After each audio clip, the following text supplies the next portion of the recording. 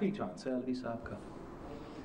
उम्मीद है कि इस बार आइन और कानून के तहत सारी चीज़ें चलेंगे। अगर सदर आरिफ अलवी ने कुछ गड़बड़ करने की कोशिश की तो फिर सदर आरिफ अलवी को उसका नतीजा भी भुगतना पड़ेगा। सदर आरिफ अलवी ने अगर आर्मी चीफ की तैनाती में रुकावट पैदा करने की कोशिश की तो उन्हें इसका नतीजा भुगतना होगा। वज़ीर ख़ारजा बिलावल भुट्टो का सदर आरिफ अलवी को वाज़ेह अल्फाज में इंतबाह। इस्लामाबाद में प्रेस कॉन्फ्रेंस करते हुए कहा कि आर्मी चीफ की तैनाती वज़ीर आज़म का इख्तियार है। वज़ीर आज़म जो भी आर्मी चीफ तैनात करेंगे हम साथ होंगे। इमरान खान के लॉन्ग मार्च का मकसद आर्मी चीफ की तैनाती को मुतनाज़ा बनाना है। इमरान खान की आखिरी मायूस कुन कोशिश है कि इदारों को आईनी किरदार अदा करने से रोकें। खान साहब ये फैसला होने दें, इसी हफ्ते ये फैसला होने दें। इमरान खान का मकसद गैर जमहूरी खेल खेलना है। इमरान खान सिर्फ अपना सोचते हैं, इसका नुकसान सिर्फ खान को नहीं पूरे पाकिस्तान को भुगतना पड़ेगा। इमरान खान अपनी सियासत को तैनाती से लिंक करवा रहे हैं। इमरान खान और तमाम कुव्वतों को पैगाम देता हूँ कि ये खेल खेलना बंद करें। जब तक मुल्क और निज़ाम से ऐसे खिलौने खेलते रहेंगे इसका नुकसान आवाम को भुगतना पड़ेगा।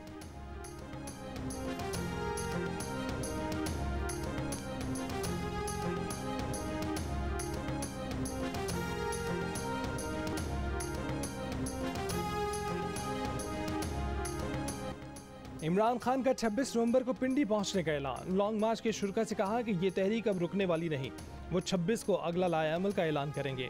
इमरान खान ने इस्टेब्लिशमेंट में हुकूमत गिराने का बयानिया बदल दिया। कहा कि चले मान लेते हैं कि इस्टेब्लिशमेंट ने उनकी हुकूमत के खिलाफ कोई साजिश नहीं की, लेकिन रोक तो सकती थी ना।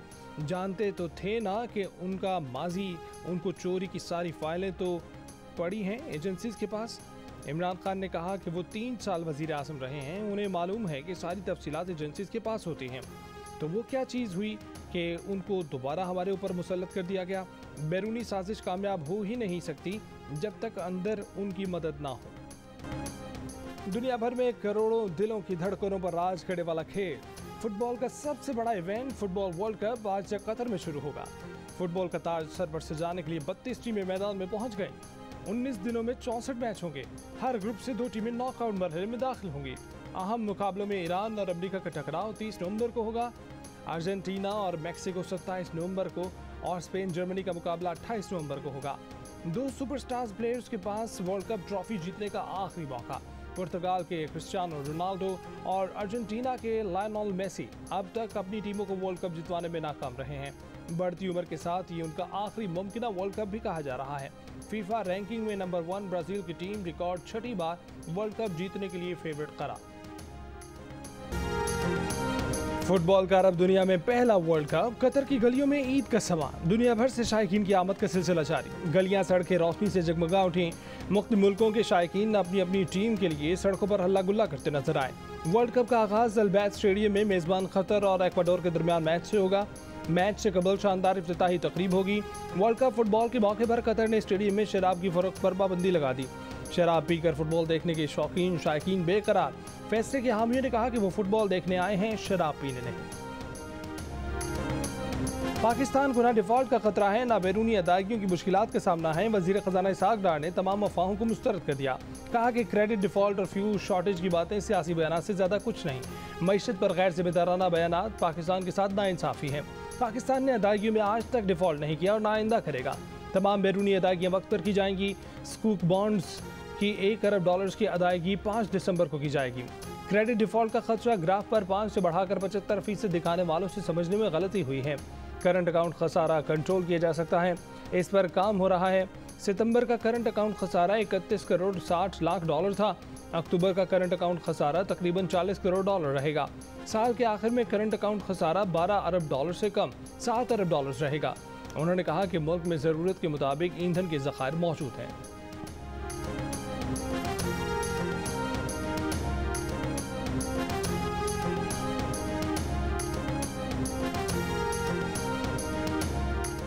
इस्लामाबाद आने जाने वाले रास्तों पर सिक्योरिटी अलर्ट कर दी गई। तर्जुमान पुलिस के मुताबिक 10 रास्तों पर बॉडी कैमरों के साथ पुलिस एहलकार तैनात, ताकि अमन खराब करने वालों की रिकॉर्डिंग की जा सके। ये पहला मौका होगा कि इस्लामाबाद में बॉडी कैमरों से लैस एहलकार तैनात होंगे। इनके अलावा जदीद टेक्नोलॉजी से लैस पुलिस, FC और रेंजर्स के जवान ड्यूटी देंगे।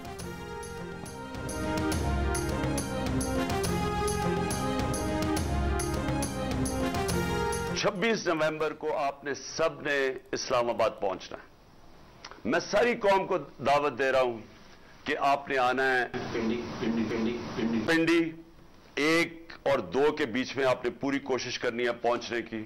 मैं खुद वहां आपसे इंशाल्लाह खिताब करूंगा और अगला लाएअमल दूंगा। ये तहरीक रुकने नहीं लगी। इस्लामाबाद या पिंडी, पहुंचना पिंडी था। इमरान खान ने इस्लामाबाद की कॉल दे दी। पीछे से किसी ने आवाज लगाई पिंडी पिंडी। इमरान खान ने अपनी तस्दीक की, कहा पिंडी पहुंचने के बाद वो उन्हें वहां मिलेंगे। तहरीक उसके बाद भी चलती रहेगी, धरने का जिक्र नहीं किया।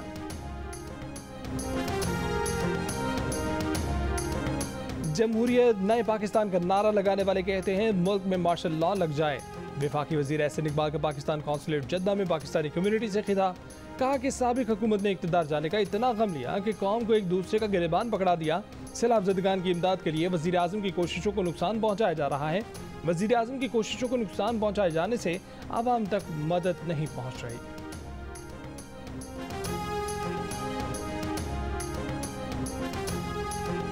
रहनुमा तहरीक इंसाफ फवाद चौधरी ने बिलावल भुट्टो की प्रेस कॉन्फ्रेंस को मायूस कुन करार दे दिया। शीरी बाजारी ने कहा कि बिलावल सदर को धमकाने की कोशिश कर रहे हैं।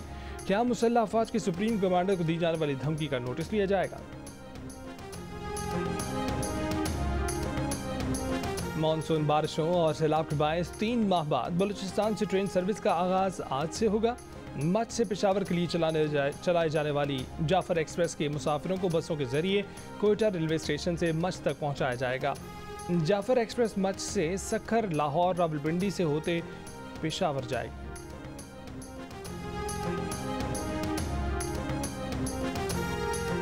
गीजर समेत वाला इलाकों में शदीद बर्फबारी का सिलसिला शुरू, कई राबता सड़कें बंद। महकमा मौसमियात के मुताबिक आज मुल्क के बेशतर बालाई इलाकों में मौसम सर्द और मतला जुज़वी आबारूद रहेगा। गिलगित बल्तिस्तान में चंद मकामात पर हल्की बारिश और हल्की बर्फबारी का इम्कान।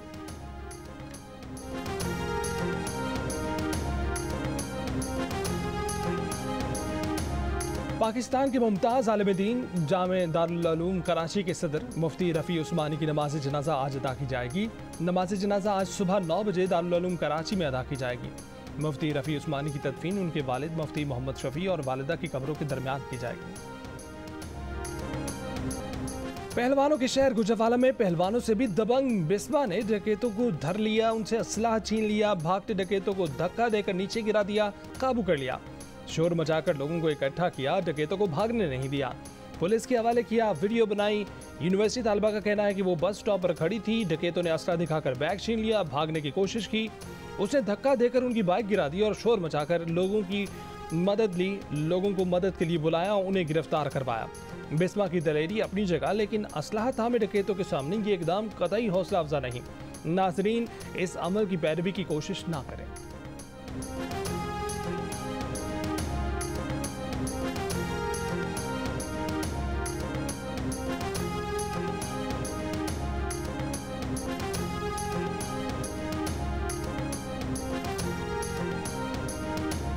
नौशहरा में नामालूम अफराद ने फायरिंग करके तहसील बिब्बी बार के सीनियर वकील को कत्ल कर दिया।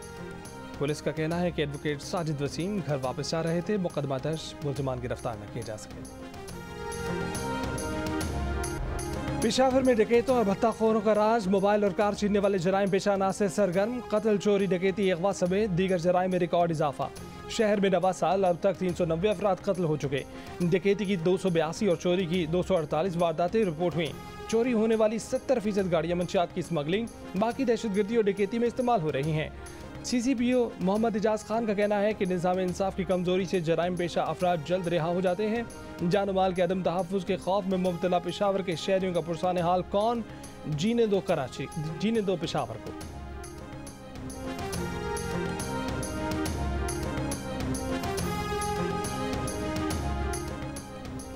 सादकाबाद में 2 पहलवान मुबैना तौर पर अगवा। अहले खाना का कहना है कि दोनों पहलवान मलाखड़ा के लिए गए थे, अगवा हो गए। मगवी हाशिम खान और राखिल खान को बाजियाब कराने का मुतालबा।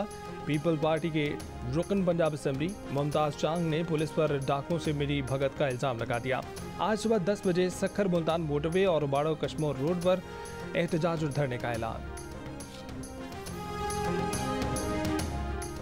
बाब दोस्ती पर पाक अफगान सरहदी हुकाम की फ्लैग मीटिंग। फंसे पाकिस्तानी और अफगान शहरियों को आज अपने अपने ममालिक जाने की इजाज़त पर इत्तफाक।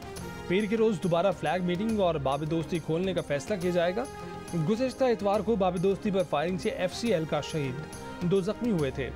फायरिंग के वाक़े के बाद दोनों ममालिक में झड़पें हुई थीं। नाखुशगवार वाक़े के बाद पाकिस्तान ने एहतजाजन बाब दोस्ती हर किस्म की ट्रेड और आमदरफ्त के लिए बंद कर दी थी।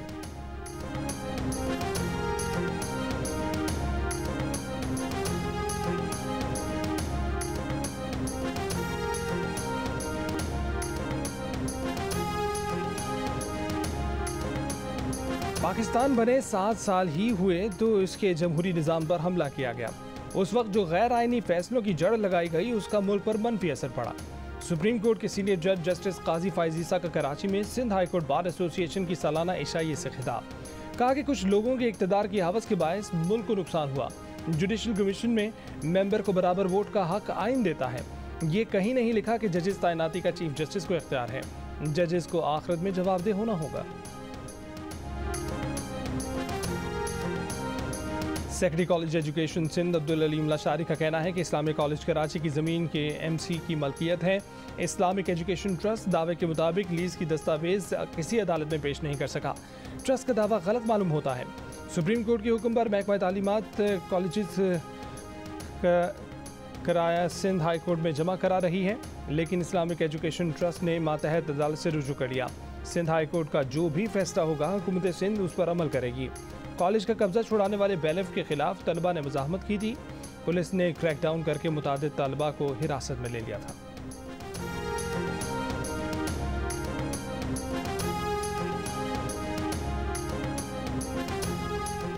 Army chief general Qamar Javed Bajwa का मुख्तलिफ मेडिकल कोर की तंजीबात का अलविदाई दौरा। Surgeon general of Pakistan army lieutenant general Nigar Johar भी आर्मी चीफ के हमरा थीं। ISPR के मुताबिक आर्मी चीफ को बैनुल-अक़वामी तरीकों के मुताबिक तिब्बी देखभाल की मनसूबाबंदी से मुतालिक ब्रीफिंग दी गई। आर्मी चीफ ने CMH रावलपिंडी का दौरा भी किया। Core commander Rawalpindi lieutenant general Sahir Shamshad Mirza ने आर्मी चीफ का इस्तकबाल किया। कमांडेंट CMH की जदीद तरीन सेहत की सहूलतों के बारे में ब्रीफिंग। आर्मी चीफ ने कहा कि फौजी जवानों उनके अहल खाना के लिए मेयारी सेहत की फराहमी बुनियादी खसूसियत है।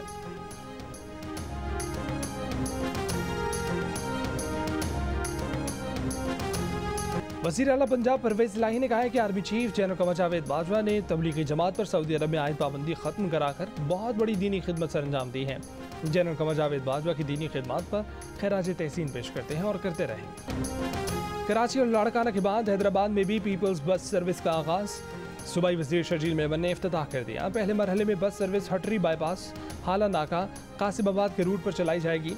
बस के रूट पर लगे दरख्तों को काट दिया गया। वज़ीर इत्तलात सिंध शर्जील मेमन का कहना है कि हैदराबाद के लोग अब मेयारी आरामदेह ट्रांसपोर्ट में सस्ते किरायों पर सफ़र कर सकते हैं। माहौलियाती चैलेंज से निपटने का COP27 मुसवदा यूरोपीय यूनियन ने मुस्तरद कर दिया। ग्रीन हाउस गैसों के अखराज में कमी से मुतल्लिक अमूर पर इख्तलाफात बरकरार। ग्लोबल वार्मिंग 1.5 डिग्री तक महदूद रखने पर इत्तफाक। गैसों के अखराज में कमी की यकीन दहानी में नाकामी। माहौलियाती सानेहात का शिकार तरक्की वजीर मुल्कों को फंड देने के मामले पर भी इख्तलाफात। खबर एजेंसी के मुताबिक अजाले के लिए फ़ंड कायम करने की बात तय हो गई, मगर मंदोबीन ने ताहाल तौसीक नहीं की। शराइत तय न हो सकी कि माहौलियाती आलूदगी फैलाने वाले कौन से अमीर ममालिक रकम देंगे। फ्रांसीसी सदर ने एतराज़ कर दिया।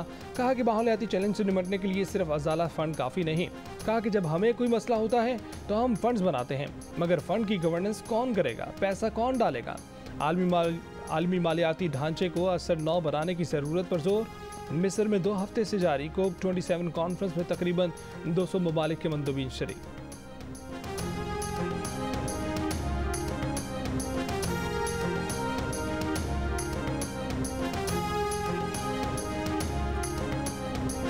वफाकी वज़ीर माहौलियात तब्दीली शेरी रहमान ने गैर मुल्की खबर एजेंसी से गुफ्तगू में कहा कि मौसमियाती तब्दीलियों के नुकसानात के अजाले से मुतल्लिक मुस्बत नताइज की उम्मीद है। मुआहिदा हो जाता है तो ये कमज़ोर लोगों के लिए एक मिसाल होगा। कमज़ोर मुत्तहिद हो जाएं तो नामुमकिनात की रुकावटें भी ख़त्म कर सकते हैं।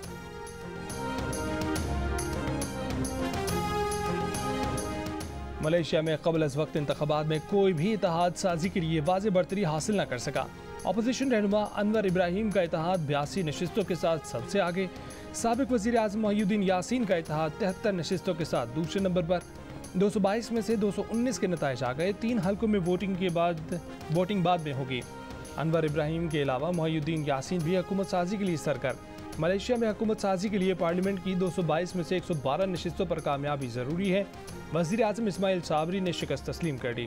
मलेशिया के 97 साल साबिक़ वज़ीर आज़म महातीर मोहम्मद अपने ही हल्के में शिकस्त खा गए। महातीर मोहम्मद की अपने हल्के में 53 साल में ये पहली शिकस्त है। चेहरों पर मुस्कुराहटें बिखेरने वाले मारूफ स्टेज अदाकार तारिक टैडी को लाहौर के मकामी कब्रिस्तान में सुपुर्द खाक कर दिया गया। जिगर के आज़म में मुब्तला तारिक टैडी कुछ अरसे से अस्पताल में ज़ेर इलाज थे। उर्दू अदब में इनकलाब और रोमान की नई जहतें मुतारिफ करवाने वाले फैज़ अहमद फैज़ की 38वीं बरसी। इनकलाबी ख्यालात, तरक्की पसंद सोच, अमन, मोहब्बत, हिज्र, वफा, क्या कुछ था जो फैज़ की शायरी का मौजू न बना। अलहदगी की खबरों की ना तस्दीक ना तरदीद ना ही कोई रद्द-ए-अमल। शेब और सानिया ने कुछ बोले बगैर ही जवाब दे दिया। दोनों के शो की शूटिंग की वीडियोस वायरल हो गई। मद्दाहों ने तबसरों के अंबार लगा दिए। किसी ने कहा कि क्या तलाक की अफवाहें सिर्फ शो की अच्छी रेटिंग के लिए थी। कोई बोला अगर तलाक की खबर झूठ है तो सुनकर बहुत अच्छा लगा। किसी ने दुआ दी अल्लाह जोड़ी सलामत रखे। किसी ने अलहदगी की खबरों को प्रैंक और किसी ने पब्लिसिटी स्टंट करार दिया। तो कोई बोला कि आप लोग हमारे जज्बात से खेल रहे थे।